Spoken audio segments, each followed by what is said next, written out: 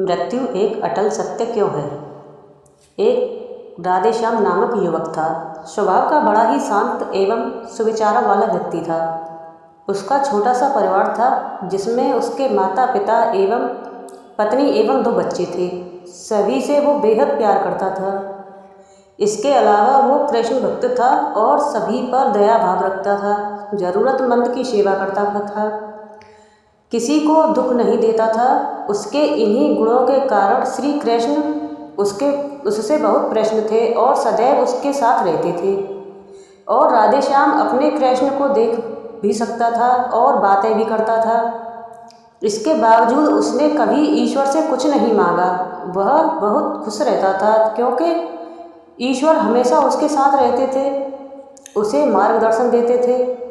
राधेश्याम भी कृष्ण को अपने मित्र की तरह ही पुकारता था और उनसे अपने विचारों को बांटता था। एक दिन राधेश्याम के पिता की तबीयत अचानक खराब हो गई। उन्हें अस्पताल में भर्ती किया।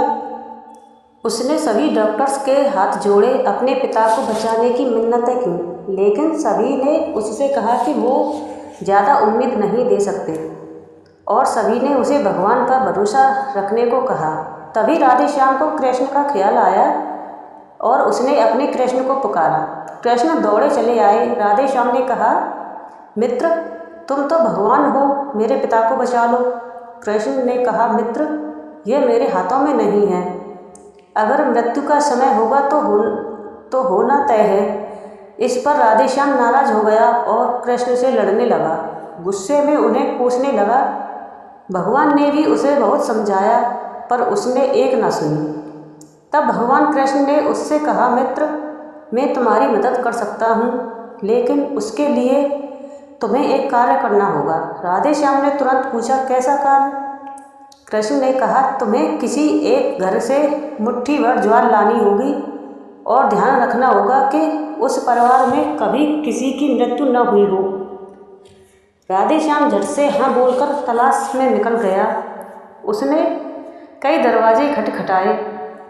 हर घर में ज्वार तो होती, लेकिन ऐसा कोई घर नहीं होता जिनमें परिवार में किसी की मृत्यु ना हुई हो। किसी का पिता, किसी का दादा, किसी का भाई, किसी की माँ, काकी या बहन। 2 दिन तक भटकने के बाद भी राधेश्याम को ऐसा एक भी घर नहीं मिला। तब उसे इस बात का एहसास हुआ कि मृत्यु एक अटल सत्य है। इसका सामना सभी को करना होता है, इससे कोई नहीं भाग सकता। और वो अपने व्यवहार के लिए कृष्ण से क्षमा मांगता है और निर्णय लेता है जब तक उसके पिता जीवित हैं उनकी सेवा करेगा। कई बार हम अपने किसी खास के चले जाने से इतने बेबस हो जाते हैं कि सामने खड़ा जीवन और उससे जुड़े लोग हमें दिखाई नहीं देते।